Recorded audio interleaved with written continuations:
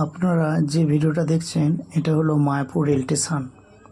এই Mayapur rail station উদ্বোধন হয়েছে 1912 সালে। যখন মায়াপুর রেল স্টেশন হয়নি তখন এখানকার গ্রামবাসীদের যাতায়াতের খুব অসুবিধা হতো। তাদের যাওয়ার জন্য একমাত্র পথ ছিল বাস।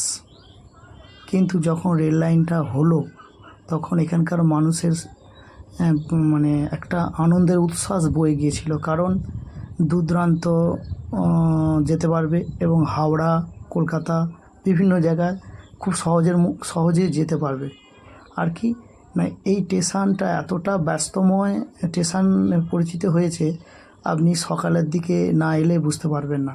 হাজার হাজার মানুষ এই স্টেশনে আসেন, কলকাতা যায়, হাওড়া যায়, সিঙ্গুর যায়, শেরাফুলি যায় এরকম। এবং এই মায়াপুর স্টেশনের সঙ্গে কামারপুকুর ও বিষ্ণুপুর লাইন যুক্ত হবে।